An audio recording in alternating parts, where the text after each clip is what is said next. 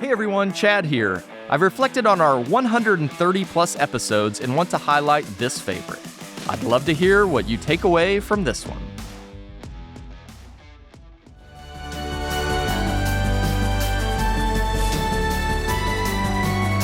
Talking about the leadership lessons that I kind of learned from Dad. And so the one that I had the privilege of talking to my high school football coach last week, just randomly, and was talking to him. And the one thing as I kind of prepared this and thought about that conversation that I had with him was the quote that was each year in football, I played defense, and the defensive squad, we always had a theme and we had shirts, and that was kind of our thing.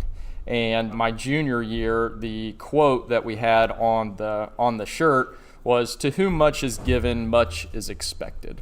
And so that has been something that even, actually, as weird as it is, some friends of mine were talking last night that it's been, since May, it's been 15 years ago since we graduated high school. But yet still that quote is one that I think about often, and to me it's very easy to think about it when you look at, the building that we get to be in and all of the things that we are grateful for in life. And so as with those things on my mind and kind of thinking about preparing this, it was exciting just to think back on a lot of the times early on. If you've been with us for a while, I'm sure you have your stories as well. But I kind of boiled it down to seven principles that I learned from Dad, and then I'm sure we'll get some laughter, but some stories to accompany those principles. The first of which, and one that I think is very present in the company, is integrity. Do what you say and lead by example. Very early on in my kind of, I guess what you would call kind of observation of Dad and what he did on a day-to-day basis, the one thing that I knew was he was always up and always out the door. And when it came to times when we had games, and my brother and I had a lot of them, we were always playing something, he never missed one. Well, I take that back. He missed two that I know of, and both of those were in Little League, and I hit home runs in those games. So I always always remind him of those. But there were very few that he missed, even when we were in college. I mean, so we spent 1 year where Tyler and a lot of the teams that they played were in Michigan and Illinois, whereas all the teams that I played were in Ohio and Pennsylvania. So literally stretching at the seams. And they still managed to make that work and figure out how to get from one place. They would take off. I remember specifically when Tyler was still in high school, and they would watch one of my games in the afternoon, and then they would jump in the car and drive across 3 hours to go watch my brother play. And just always one of those things where I feel like that was kind of they said that they signed up to be parents, and that was part of it, and they were ready to do that. And I think the other thing when I think about it is that my dad is one that is never afraid of the work. There is always work to be done, and he is one that is never afraid to put it in. It has to be done, and someone's got to do it, and that's fine with him if that person is he. I look at kind of the things that I do now and try to connect those to why do I do that. And so, one of the things that people often joke about with me is, how early I get up, and that seems crazy, and why do you do that? And, while there are a few reasons, I think one of those reasons is because I watched my dad get up early each and every day. There were often times when I'm sure he didn't necessarily want to or knew that it was going to be a rough day, but for, however many years it is now, 30 some odd years, he's got up and went to work. And to me, while it seems simple, that is kind of the essence of integrity. Understanding who you want to be in this world, and then making sure your actions follow that. And that's to me, that integrity is very simple. I think people sometimes make it complicated. It's just do what you say. A lot of people got a lot of talk, and I'm this and I want to be that, but yet they're not willing to put any actions behind that, And I think the one thing we can learn is that if you want something, you got to be willing to put in the work. Nothing should come easy that's worth doing, really. If it comes easy to you, then is that really a goal? Is that really something that you're working towards? To me, integrity is the basis of really the entire company. We have so many people that work so very hard. It's a little after 6 right now, and there'll be cars pulling up, and I think that's the one thing that's interesting is starting at 6 in the morning is not normal, but we all think it is. We all profess to think it is. Most people are just now getting up. I always think about the people are like, oh yeah, went and worked out before work today, got that in, and the people sitting there, you can't because they don't open that early. But you guys are all here and ready to go. So to me, that is living out really what he started by himself, was getting up and doing the work. And so I thank you I thank all of you for being here, and also the rest of the company. You'll see them filing in as we're talking. The next one is really consistency and attention to detail. And so consistency goes a little bit along with what I was just talking about in integrity and doing the work. But I also think that it's important to understand, what work are you doing? Where's your focus? Is your focus on the easy things, the big things, the kind of the pie in the sky things, or is your focus on the details?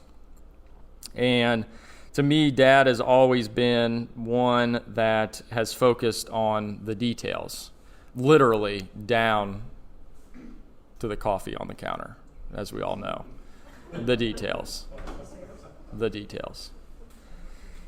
But all joking aside, the details, I think, are what has set us up to be successful. The details are what has allowed us to grow, because there are a lot of elements to growth. But if you don't pay attention to the details, that growth can get out of control really, really quickly. And it can go in the wrong direction. I had a call with Amplify yesterday, and we were talking through it, and the one department that Christine, who's our Amplify kind of coach, if you will, pointed out was that she had never seen an accounting department rank so highly. So our accounting department was it's not a percentage, but they were at 90 point something. She'd said normally accounting departments rank in the 70s, if that. And, when I thought about that, and I, walked past Christy's office and congratulated her on that, I was preparing this morning. I don't think it's a surprise that, attention to detail, she carries that on like nobody else. Well, it's no surprise she's been here the longest with my dad and helping build this into what it is. And her attention to detail, given the results of that survey the first time, and then the second time, and then the third time, are what has propelled that to 90. It wasn't 90 to start, which is perfectly fine. That's okay. We know where we're at, and we know where we need to get to. And her attention to the detail, really digging in, finding out what her team needed, what was going to make things clearer, what they were going to do, has all led to really, really good results. And so obviously the attention to detail piece, while I'm sure she had plenty of her own, I do believe that some of my dad's attention to detail has rubbed off over these years. And so I think it's important for all of us as we set out to lead ourselves, as we set out to lead our team, what are those details that we're overlooking? What are those small things that could make a big difference?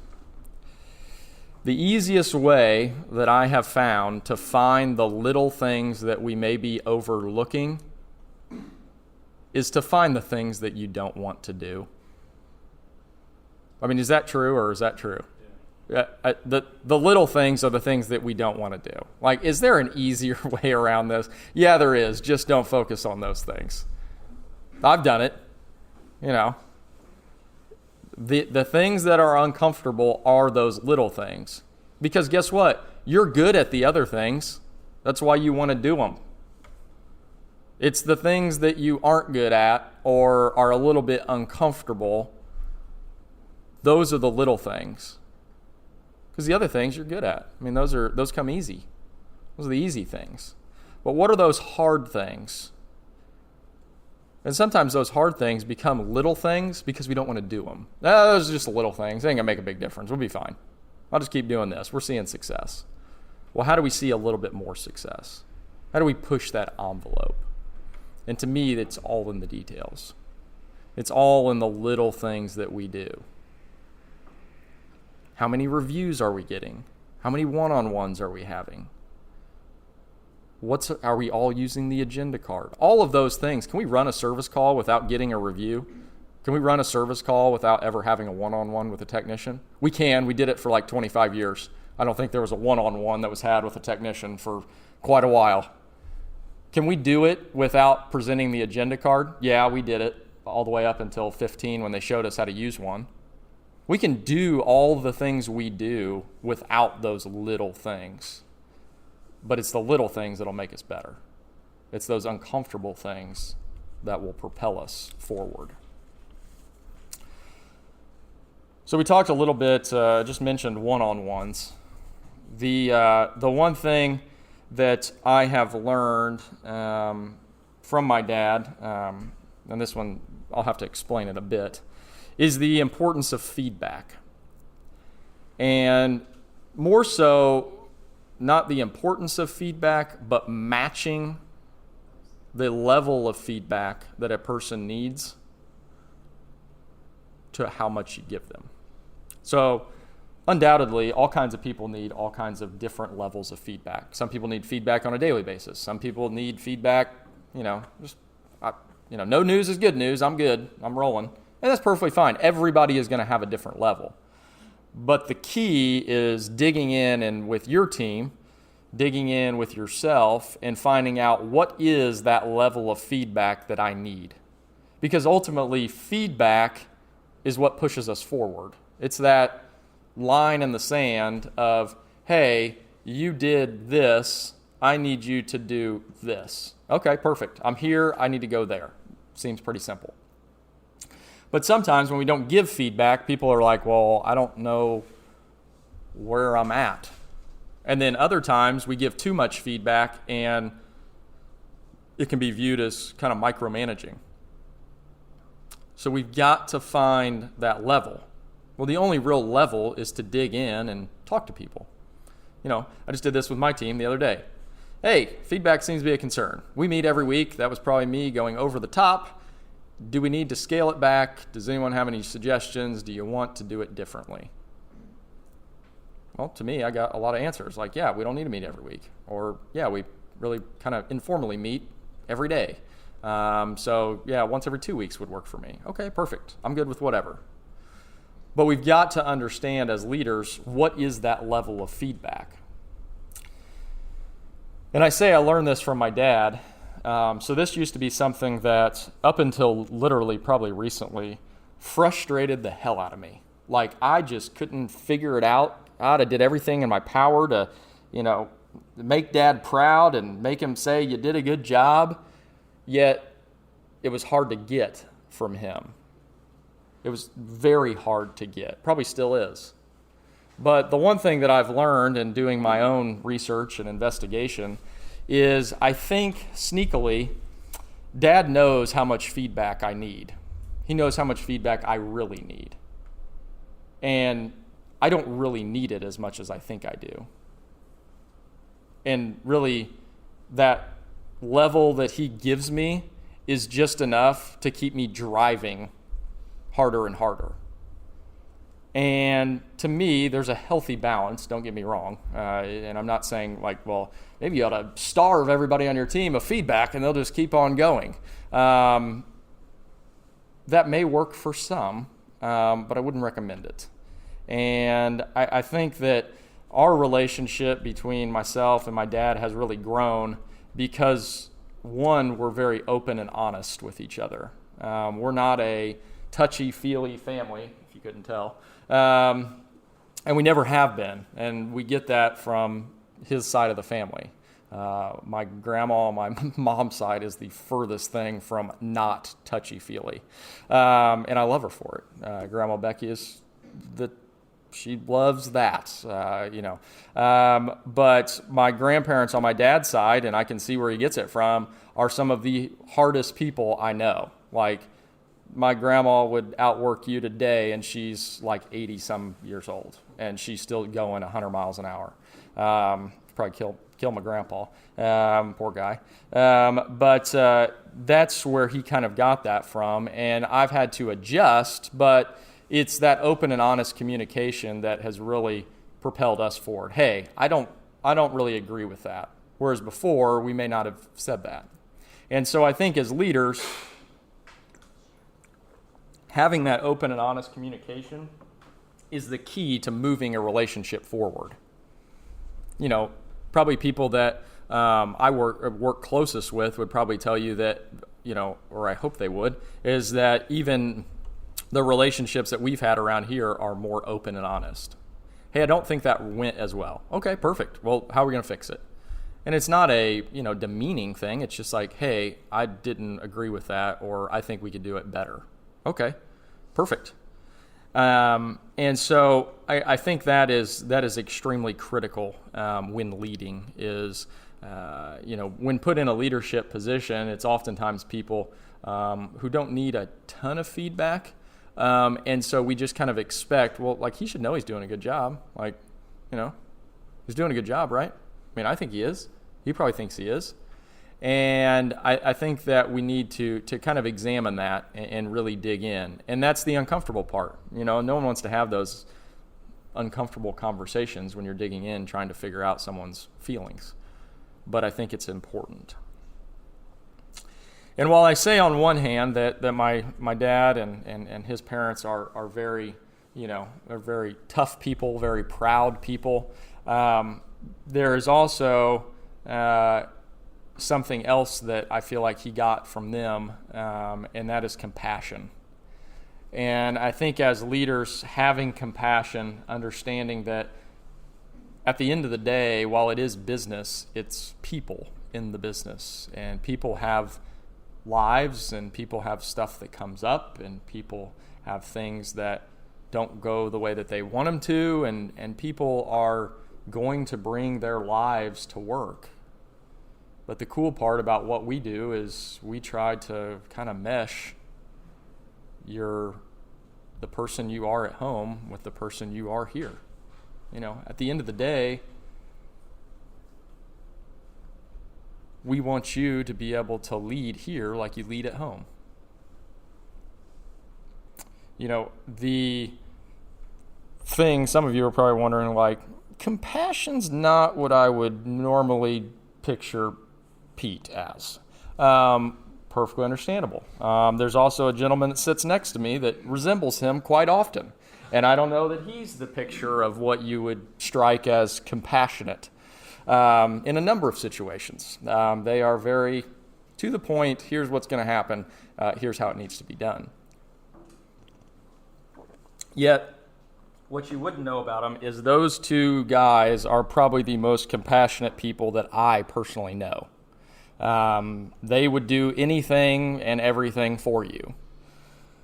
What's the joke around here? It seems like everybody knows Pete, everybody knows him. They call in. Now, granted, there are a few people that are they're stretching it a bit, just because you ran into him one time doesn't mean you actually know him. But I think that the reason that happens, the reason that is why it is because he is compassionate. People like compassionate people because they understand, they are willing to get on your level, they're willing to help you out. If I called my brother in the middle of the night and said, hey, I need you to come get me, he'd be in the car before I hung up the phone. That's just who he is. Now, he displays a rather tough exterior. I understand that. However, I think that it's extremely, once you get to know him, he is the most caring person that I've ever met. And I think that, well, sometimes I'll get credit, or we'll get credit for helping out a customer or doing something for someone who, hey, they're struggling, and well, just go put it in for them or take care of it or whatever. And I think sometimes I get credit for that, yet I feel like I don't really my dad deserves the credit, because he's the one who instilled that value in the company of compassion. And that makes it's not a decision. That's just what needs to be done. And I think that transition from the decision to be compassionate to no, that's just the way it needs to be done, is something that he instilled in the company, because he would do the same thing. And it's my thought that that's what needs to be done. I was talking to Todd yesterday at the bottom of the stairs over there, and I was telling him I had a conversation with one of our new maintenance guys and really liked him, and we just had a really great conversation. And he was telling me, he's like, well, hey, did you meet this other guy that we got? I was like, no, I haven't met him yet, because I think he started when we were in the virus, and just didn't really meet a lot of people. And so I'm trying to reach out and sit down and talk to some people here now. And he was telling me about a situation this guy was going through, and just a really tough time, and he's going to school, and Todd literally looked at me and just said, so I just told him he could drive his truck to school. And he looked at me like, that was one of the greatest things that could happen, because he didn't have to worry about his car or putting gas in there. And other places, I feel like, or I hope that would have to be a decision that a manager would have to pass through, like a chain of command. Like, you can't just tell somebody they can go take their truck to school. But the fact that he didn't ask, the fact that that was the first time I was ever hearing about that, and not that I really care, but the fact that he just did that on his own tells me that compassion is alive in the building. For people to take that kind of ownership and realize that, well, there's someone in need, and there was a solution, and I made it happen. Perfect. I don't want to know about that stuff. Just go take care of it. Do the right thing.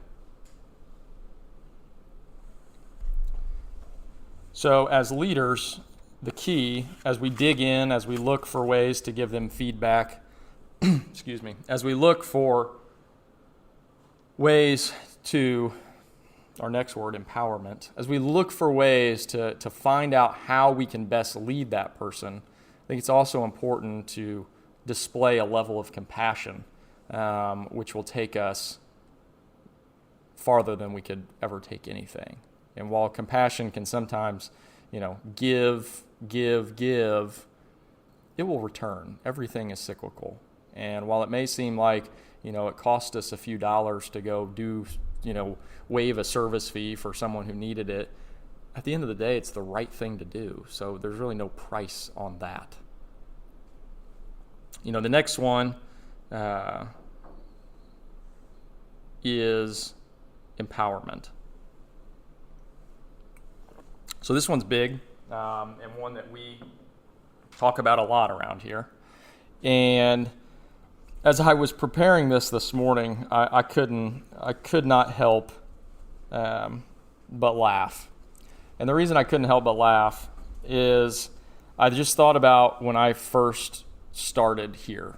So obviously, I think Christy was the only one that was here when I started here, but when I started, I thought back and I'm thinking to myself, when it comes to empowerment, there's no greater example than myself, because most people come in and they apply for a role. You come in and you answer the ad and it says maintenance technician, or it says this manager, or it says whatever. And so everybody's pretty much on the same page as far as I'm going to empower you to go into a customer's home, or I'm going to empower you to manage these people. whatever that is, whatever job you applied for. I didn't apply for a job necessarily. So I just came in and didn't do anything. Like I was just doing random things. So he literally hired me, and it wasn't like, oh, I'll bring you into the family business and you can be the service manager or you can be a technician. No, it was literally like you can come in and just sit in the office and figure out something to do. That's how I started. Literally, I can't even imagine what he thought when I showed up on the first day. I mean, I know he loved me, but damn. I mean, really? This guy's just going to sit here? Like, what's he doing in there? And then to make matters worse, I think the first thing I did was, like, Matt helped me, but rewrite the company website. Because we, like, hey, how can we show up in Google Hire? Like, that's what I was doing. Like, my dad can barely sometimes figure out how to turn on his computer, much less understand why we're trying to rank higher in Google. That's what I did. But to me, I did more things as time went on, but that's what I did to start. I literally sat in an office with a laptop that weighed 400 pounds, and I worked on writing the website. That's what I did. And I'd love to interview some of the people that were here at the first, like, hey, what did you think when I started? What did that look like? And I can't even imagine. At least I had like a shirt with like a logo on it, so I looked halfway like professional. But man, that's an interesting time.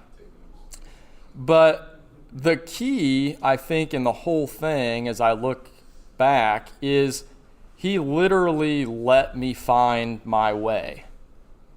He never said, well, you're not doing anything, or hey, go do this. Literally never told me what to do. Just kind of let me go. And he let me try some ideas. I probably went in and, hey, I think we need to spend some money on this, or hey, we need to do some marketing here, or we need to do this, like things like, but he just let me do it. And I think back on what I try to do in my role today, and when I talk to other people, it's like, so you just let them just do it? I was like, I guess. I just kind of stay out of their way. I'm good at that. My dad and my brother get mad at me. They're like, well, I get that you're better at delegating than we are. I go, I just think that they can probably do it. And yet my dad was probably the best delegator out of anybody, because he literally let someone who wasn't doing anything start to do a bunch of stuff. And I don't know if he realizes that, but I notice it and notice it more now that I've in preparing this. But I think if you feel empowered here, it's because of him.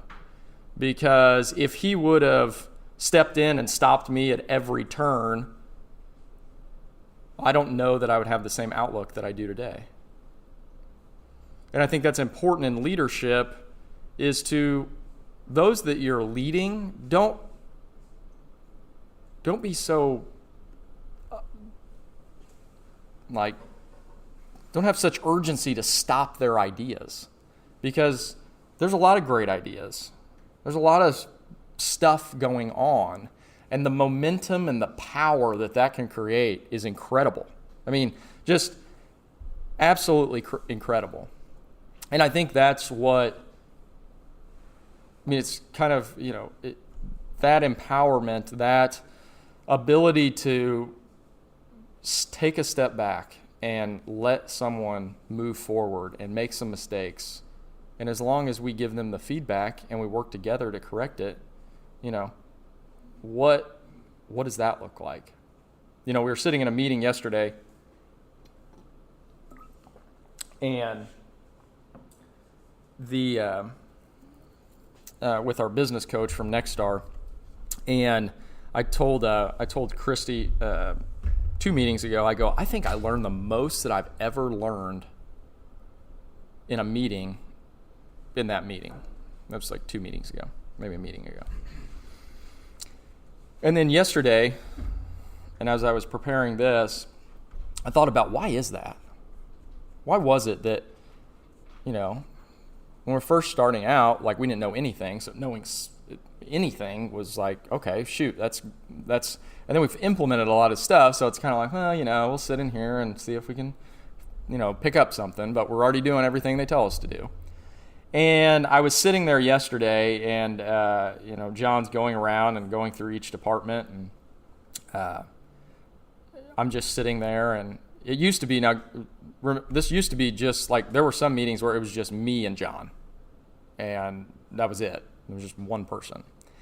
And as we've brought more and more people in, the coolest part about that meeting yesterday, and I texted Tyler afterwards, and I said, was that not the coolest thing you've ever seen? Because the entire meeting is people working on ideas around the table. Like, he's talking through the phone, and he's working on one thing, but then there's two people over here, and they're working on something that he just said, and hey, we can do this, and hey, maybe we ought to think about that. People are writing down things. People are doing that, and that to me was the essence of what my dad did by empowering me. Is we had an entire room of people that are going to take whatever he said and they're going to run with it. And to me, that's so cool. One, that people take that much ownership, but they take ownership, in my belief, because they feel empowered to do it. Because if they weren't empowered, they would never, I don't need to write anything down. I guess they'll just tell us what to do. I don't want to be like that. That seems awful. I'll throw in my 2 cents every now and then. Don't get me wrong. There are a lot of ideas too. But, hey, just an idea, right? We're just brainstorming. But I just think that's one thing that I always think. I can literally see myself sitting in the office that I sat in when I started. And the fact that he let me do that is something I am eternally grateful for, because it's led me to what I truly love to do. I just absolutely love it. Just waking up every morning, I can't see myself doing anything else. The next one, we've got 3 left, I believe. No, 2 left. Just 2. 2 left. So the next one that I believe goes with, empowerment and taking kind of a step back is humility. And my dad is one that I believe humility is one of his finer qualities, because he has done so many things that I admire and respect, yet he's going to be the last to tell you about them, ever. And, it was never more apparent than yesterday. It's weird how, as you prepare these things kind of enter your life, and it's like, oh my God, that's a shining example. And unfortunately, a good friend of ours, his mother passed away, and so Tyler and I left here yesterday afternoon to swing by the church and go by the showing, and my parents were there about the same time, and we walk in, and this is a Beech Grove family, so they're it's like the mafia over there. So like you walk in, and it's like, I don't know these people because I didn't grow up there, but like Dad did, and like there's like all these people just like they're all conversing like they'd like saw each other like last night. It's just very bizarre. But anyway, so he's talking to this guy. I have no idea who this guy is, but they pick up on a conversation like it's, I'm like, who in God's name? I kind of bump Tyler. I'm like, who is that guy? He's like, I have no idea. I'm like, okay, cool. And some guy knows, hell, I don't know. And the guy goes, first thing out of his mouth, hey, yeah, I see your guys' trucks everywhere. And he literally turns and goes, I don't do anything. That's these guys. Guess that's one way to have the conversation. But to me, that is humility at its finest, because he has done a lot. He continues to do a lot. And while it may not be him physically or in the grind of the day-to-day, he's working through us all in one way or another. Because of the foundation that he laid, because of the compassion that he instilled in the company, because of his willingness to empower people, he's still doing quite a bit. And while he may not admit it, nor want to, nor ever, that is a key to leadership, because oftentimes as leaders, the credit will fall to you. But we have to be willing to disperse that credit, because at the end of the day, we have to take ownership of it, but not the credit. There's no reason to take any credit for anything, because at the end of the day, we all did it together. I can't do it without you. You can't do it without me. That's perfect. That's a great relationship to be in. Not well, I'm leading this thing, so come along. That's not leading. That's managing. And in order to lead, you have to have humility. One of the things that we've somewhat changed we've changed in the company, which I think is for the better, is, adding titles. However, I think we added titles for streamline of communication, who reports to Hugh. It's easier in a 20-person company to not have titles, because it's just kind of known. Everybody reports to one person. There's no levels of management and different stuff like that. So, we have added them, which I think is good. I think it's helped kind of, you go from just kind of a blob to an org chart. You're going to need some sort of organization. But Dad was never one for titles or anything like that. I'm just doing the work. I'm just doing my part, whatever it is. And to me, that's the symbol of leadership. Often people are, I want this title, or I need to have this, or that makes me a leader. As we've talked about many times before, that doesn't make you a leader. It gives you a title, but that doesn't mean people are going to follow you. And people follow those that understand that person that I'm following would do anything for me. They would show me compassion. Humility is a part of their character. They want to empower me to do great things. And I think that as I look at humility, it resembles our motto here. Our motto out in the field. Great customer service, and the revenue will follow.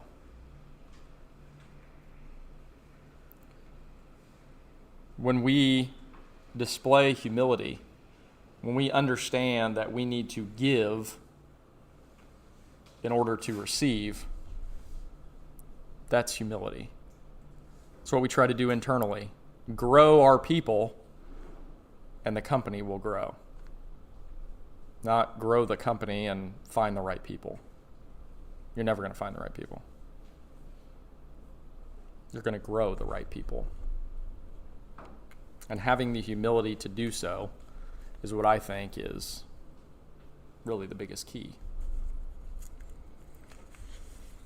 And the last, which goes along with humility, is belief.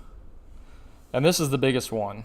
And I read a lot about belief and the human mind and trying to understand how things are built. And the one conclusion that I have come up with is that it is all about belief.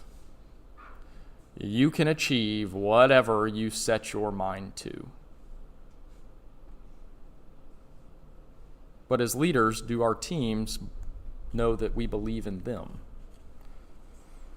Have we had the conversations with them to uncover what it is they want to become and how we can get them there? Belief for me as it relates to my dad, we talked about when I first started. I think I started I would have been 24-ish. So I eventually did more stuff than sit in the office, eventually. But to me, the greatest display of belief was not allowing me to start working there. Just allowing me to start. That's, okay, there's a little bit of belief in there, but, expectation may have been a little bit low. That's fine. But the belief came in 2015. And I still remember sitting there like it was yesterday. I can still picture how his office was set up. It used to be the one that became the call center, that became marketing, that became something else. That used to be his office. And we're sitting there, and I've told this story before, but we had visited a company over in Cincinnati. Their big thing was Nexstar. We drove back. We said we want to be like that. We weren't like that, but we wanted to be like that. We didn't know how, but it seemed like they were really bought into this thing called Nexstar. And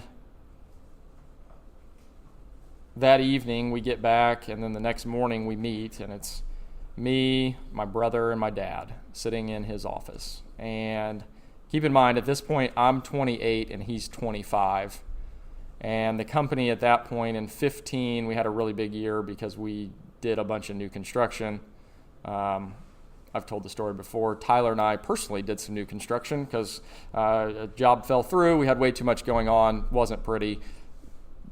It turned out all right. We got it all done miraculously. But at the end of the day, we were 28 and 25. And this guy has built this company for almost 20 years now and put all the sweat and tears and everything into it.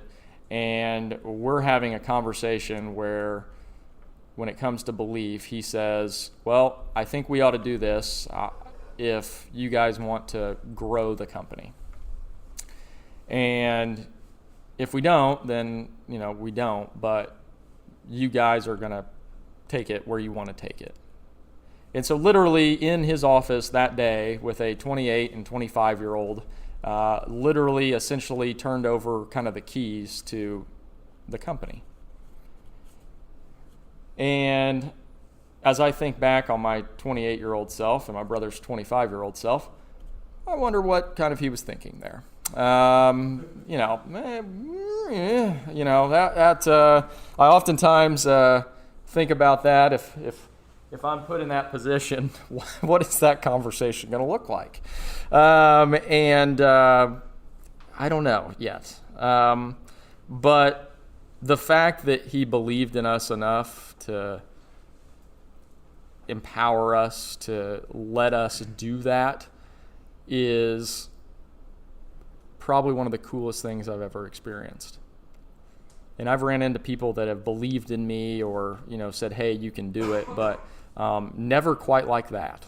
And to me, that is something where, as I spoke about earlier, feedback and us kind of learning and adapting our relationship as we've grown.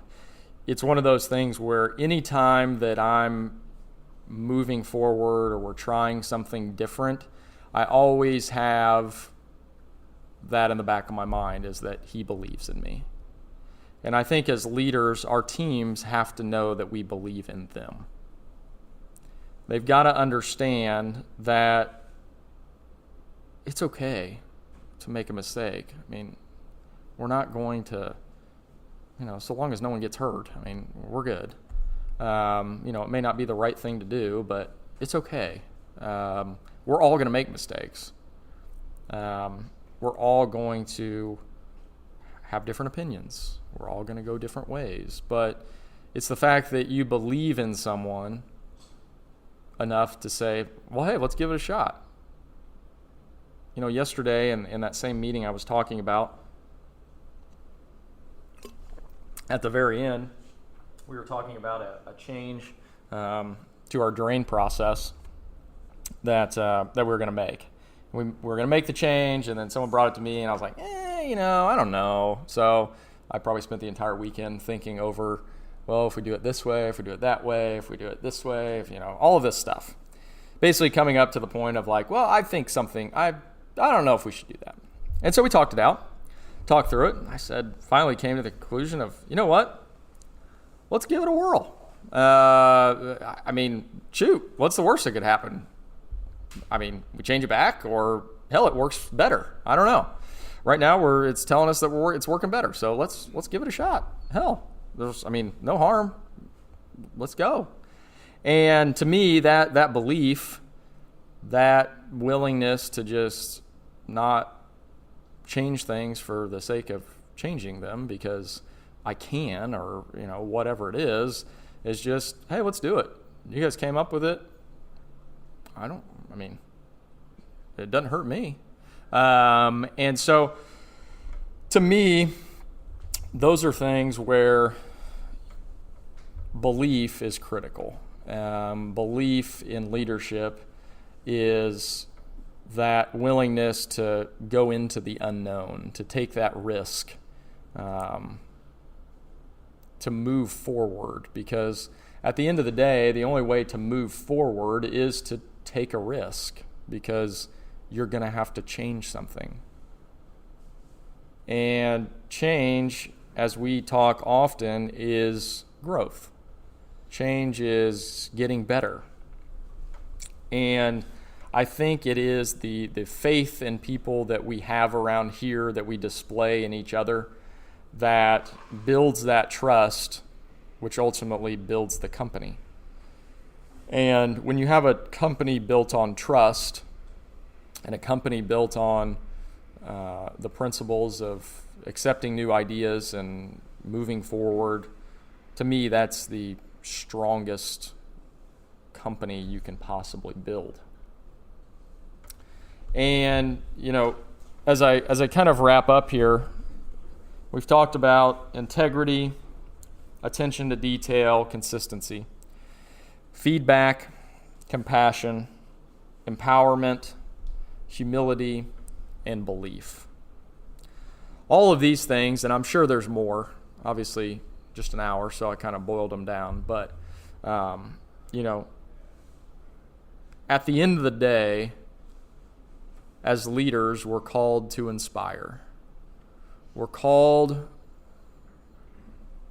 to believe in our people in a way that makes them want to chase something bigger. And ultimately, that is the one thing that I think about most often is, and someone asked me about it yesterday, what's your goal? What are you chasing? And I think for me, and I'm so very blessed to do so, is I'm just chasing to make Dad proud.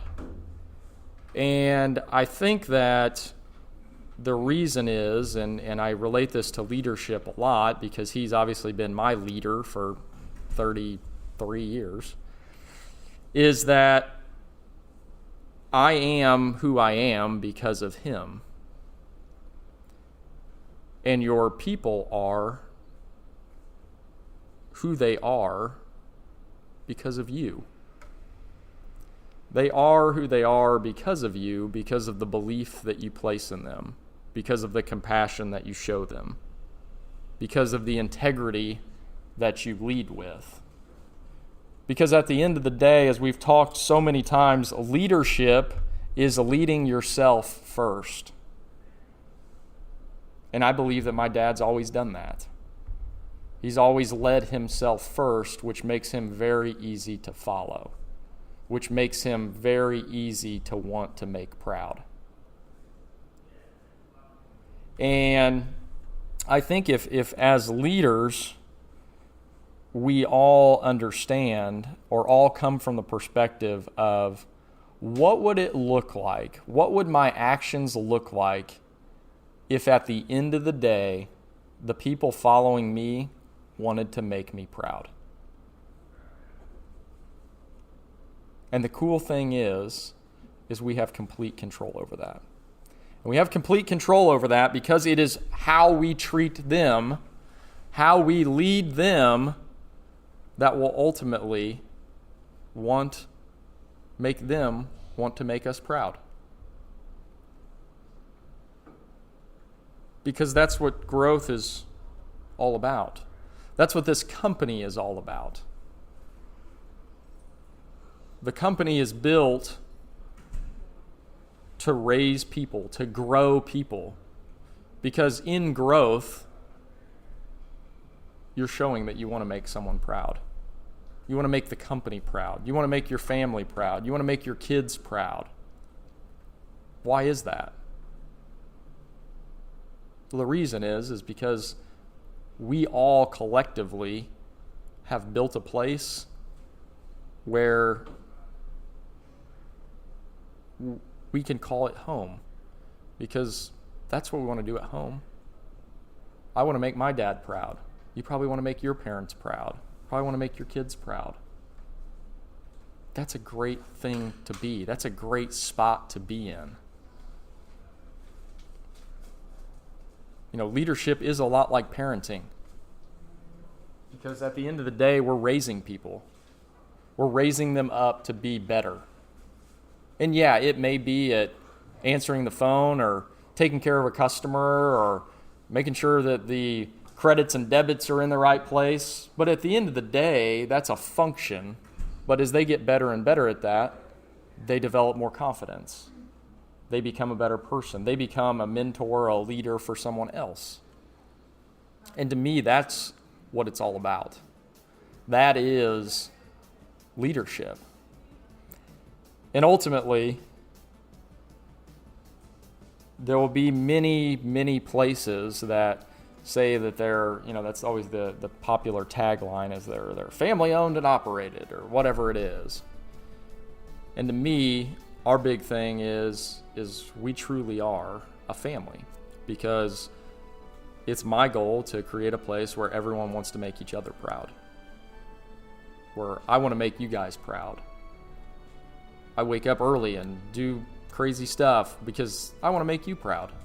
I want to make you proud that you work with me. And I think each and every one of us works so hard, as we talked at the beginning, wake up at the butt crack of dawn because we want to make someone proud. And that's a great place to be. And I'm very happy to be here.